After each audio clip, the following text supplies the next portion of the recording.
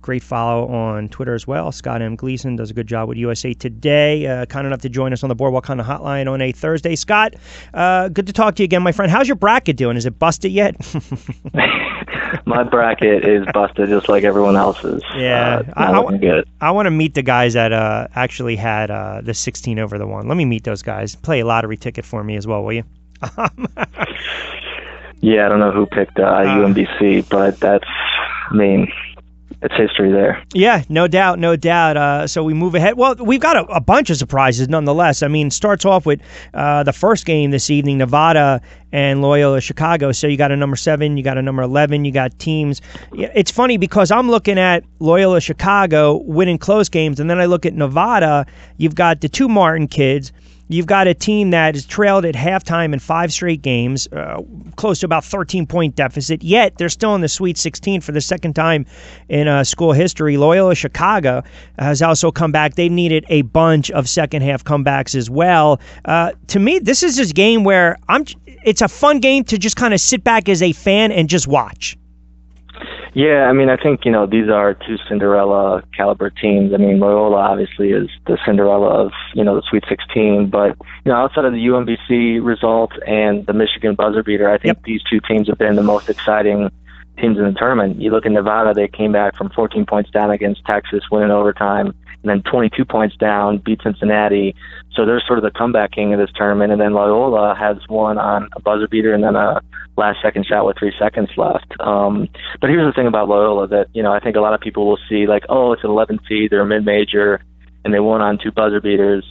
This is a really good team here. They're way better than a number 11 seed, and I think they have a lot more George Mason and VCU in them than, say, like a Florida Gulf Coast, a team that gets to the Sweet 16 because it's, this awesome Cinderella run. But this is a team that can really contend. And so everyone's talking about how Kentucky has this thing wrapped up to get to the Final Four. I think they're going to crush Kansas State. That being said, I think whoever wins this game here between Loyola and Nevada is going to really push Kentucky to the brink more than people realize. Hey, go back to Nevada for a second, because that's a team that's down 22, right around 11 and a half left in the second half against Cincinnati. And, I mean, they basically look like they were done.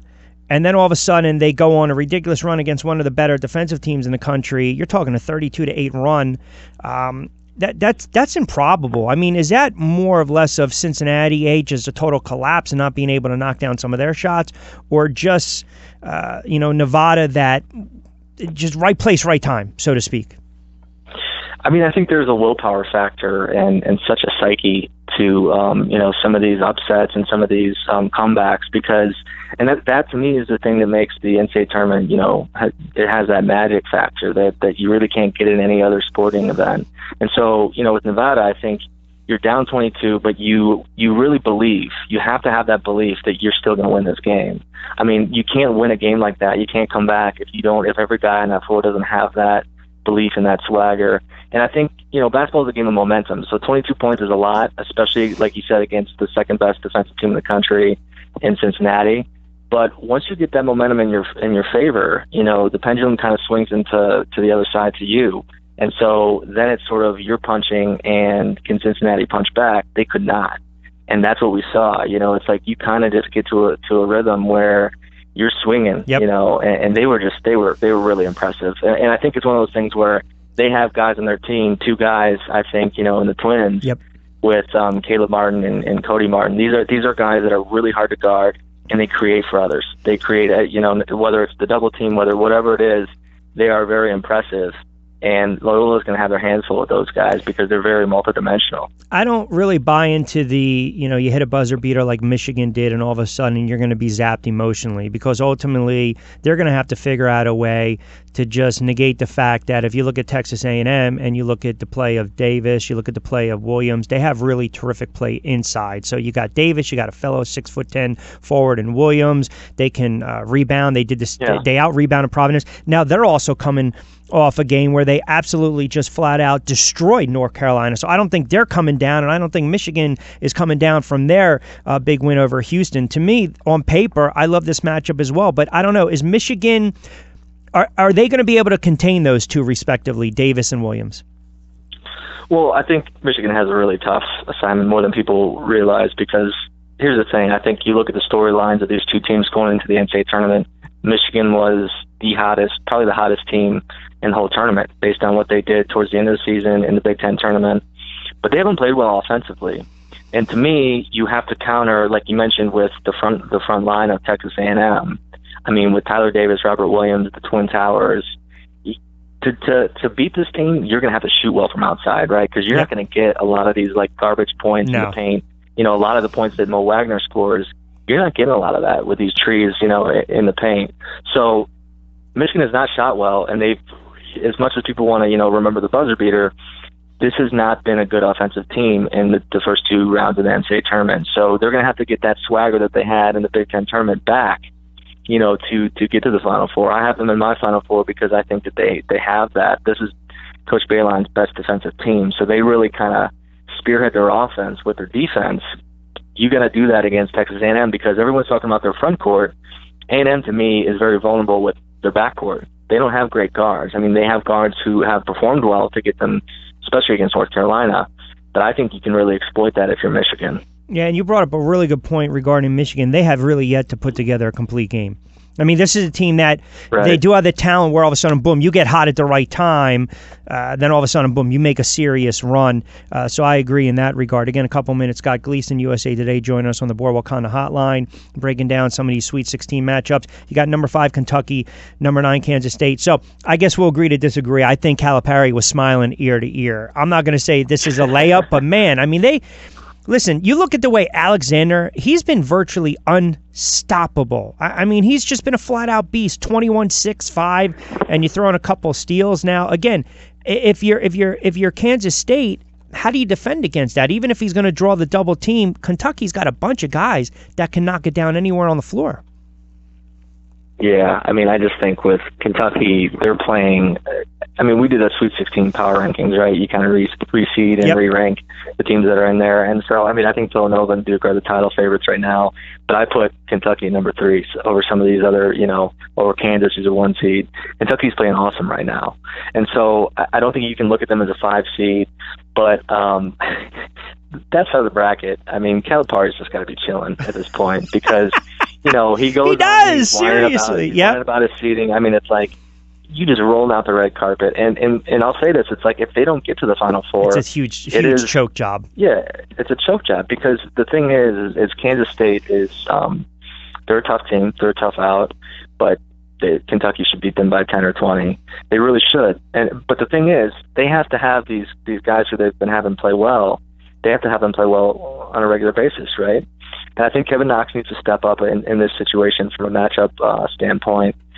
But, you know, I think when they get to Elite Eight, whichever of those teams, both Nevada and Loyola, comes out of that game, I think that is going to challenge Kentucky a little bit more than this Kansas State game.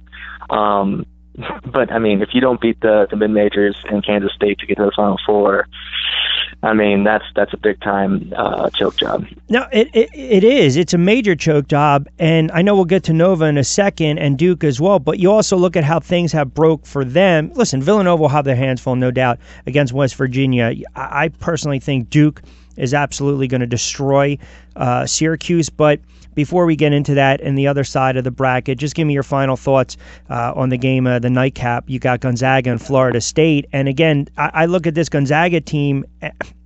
It's amazing, too. I always believe you don't want to go into a tournament, you know, on that major hot streak. You want to lose a game here and there. They've won now 16 straight. But again, you lose tonight, you're done. You're going home. Is there more pressure on Gonzaga this year than in years past, you think? Or are they playing with house money? I think there's no pressure for them in a lot of ways because we talked about the psyche standpoint, you know, that really can infiltrate into some of these players' heads and it can really affect their style of play. But Gonzaga, I think they had their breakthrough last year. So from a program standpoint and all those guys coming back, they're not getting the questions in press conferences about underachieving anymore. I mean, they're going out there and they're sort of this like, you know, you saw it with Northwestern last year where once they finally get to the tournament, it's just like that relief. Yep. And I think we've seen that with Gonzaga this whole season because to me, this team, I don't think has anywhere near the amount of talent that they had last year. But what they're doing is they're playing very, you know, they're playing very free out there. And so I think that this is a really good team. They have an awesome freshman. So I think that they can go out there and really kind of prove themselves. That being said, Florida State, people really need to respect this team because you beat Xavier, you beat a team that really was an impressive number 1 seed. This is a team that needs to be respected. We'll go quickly to Friday games real quick, a minute or two on each of these games. You mentioned teams that have to get or deserve respect. We talked about Clemson, how you shouldn't sleep on them, and they've looked very impressive. Now you got to take on a number 1 seed in Kansas. Yeah, I think Clemson, to me, they were trending downwards. I mean, they're at a vulnerable number 5 seed. I thought they were going to get bounced in the first round, to be completely honest, and they have gone out and proved people wrong. To beat Auburn by 30 points the way that they did, I mean, it's just really, they're playing awesome basketball. And Kansas, I think, is a little bit more vulnerable than people realize. The whole season, they have not had a really strong front court. And their big man then also is, not at full strength. So this is a team that, absolutely needs to shoot the ball well to win. That being said, they're one of the best shooting teams in the whole tournament. So Devontae Graham is kind of carrying that load. They have to play well from the outside to get Kansas to the Elite Eight. And I just don't think that they've looked that impressive in their first 2 games, especially against Seton Hall. That being said, this is a team that won the Big 12 regular season and tournament, and I think that they have a tendency to rise to the occasion. And I think that, Self's going to get this team to another Elite Eight. This will be their 3rd straight Elite Eight. Speaking of a team hitting on all cylinders, Villanova, again, they're fresh off a big-time win or rout, and then we saw what they did, obviously, in the first round against Radford, then against Alabama. Now they got West Virginia and those big boys, a team that loves to shoot from beyond the arc, the perimeter as well. But this is also, if you look at Villanova, they get past here. I don't want to say they're going to roller skate into the Final Four, but the path gets a little more clear and easier for them. Yeah, I think this is a tough game for Villanova, to be honest, because I think Javon Carter is the X factor, really probably the most important player for West Virginia, because if he's hitting his threes, creating that offense, and he's also applying the pressure to National Player of the Year, Jalen Brunson, I think then it kind of changes what we've seen with Villanova in terms of how they really kind of just rolled through this tournament and in terms of what they did. Because when Villanova struggled, I think, a little bit against Providence, we saw a little bit of you have to have good shooting on the other end from the other team, and you also have to really kind of affect Brunson and Michael Bridges. And so I think that West Virginia, the way that they play with their pressing defense, I think they can really cause some headaches for this Villanova team. And I think they could pull off the upset here. Really? I really do. Yeah, you mentioned, too, Carter. You look at it, the first 2 games in the tournament, 21 against Murray State and then 28 against Marshall. But more importantly, he can create a shot. He can also knock it down from beyond the arc. So Nova's got to be wary of that defensively, just to guard the perimeter a little more. I mean, it'll be a tricky game. Do you give Syracuse a puncher chance at all against Duke? I don't. I really don't. I mean, I think that the 2-3 zone it's fascinating in terms of how it affects teams, like what we saw at Michigan State, in terms of you're not really prepared for it. You maybe get 2-3 days to kind of get ready for it. Even if you're kind of a decent perimeter shooting team, it just affects your rhythm offensively, the way that Boeheim runs the zone. So I think it has everything to do with that coaching philosophy in terms of how Syracuse has gone to the Sweet 16. But when you look at that team, they have 3 guys on offense, and that's it. They are so offensively challenged that it's staggering that they were able to beat Michigan State. And I think that Duke, all you really have to do here is knock down your outside shot. And this is a great outside shooting team. And then on top of that, you have Bagley, who's a guy who can really just kind of change games, whether you're playing zone, man-to-man, whatever it is. He changes the game in so many different ways. So Grayson Allen, Duvall, all these guys need to hit their outside shots, but I just don't even think Syracuse, because this is a team that's used to playing in the ACC. That's right. They're used to playing against Syracuse. And Coach K has been using a 2-3 zone as well this year. He's been kind of taking a page from Syracuse playbook, so he knows how to get this team ready. and they've had more time to get ready than in the first round. Yeah, it's almost like Belichick when he prepares with time off. Texas Tech and Purdue, again, we talk about the guard play. You look at Evans with Texas Tech, and then you look at Edwards with Purdue. Again, to me, I can't really handicap this game because I haven't watched these two teams closely. But again, I like it that you get a 2 and 3. You get two teams that can play defense if they need to play defense. But I always enjoy the guard play. Yeah, I think, with Purdue, to me, they're the 2 seed in this, and then Texas Tech is the 3 seed. I think it's reversed now that you take Isaac Haas, their big guy, their 7-footer. He's, injured. He's not going to be able to play. With him out of the mix, I think that makes Purdue, the favorite here, or excuse me, Texas Tech the favorite here, and Purdue the underdog. That being said, I like Purdue in this one because Carson Edwards, as you mentioned, he's a guy who can really take over games. He has a takeover abilities, but I also like him to counter Keenan Evans on Texas Tech. We haven't seen guys be able to fully counter Keenan Evans, and I think that can be a difference maker.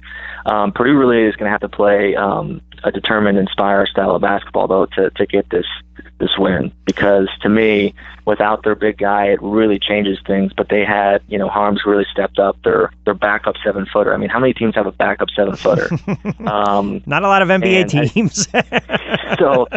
So I mean, Matt Painter's got this team rolling. I think it's one of those things where this is a tough matchup for Texas Tech, unfortunately, because I thought they were hot. I thought they were a sleeper team to get to the Final Four, but as much as that injury hurts Purdue, I think that they can come out of this one on top. And got a minute to go. Lastly, to close it out, looks like reports that Dan Hurley is going to be the new coach at UConn. Listen, I mean, he did a really nice job with Rhode Island. It looks like he's going to get a 6-year deal. He replaces Kevin Ollie, who was fired earlier this month after that. Again, just a subpar season, so to speak. I mean, if you're UConn, you get a pretty solid coach here, young enough guy, fiery guy. He's got that name, got that pedigree. That's a good hire for them.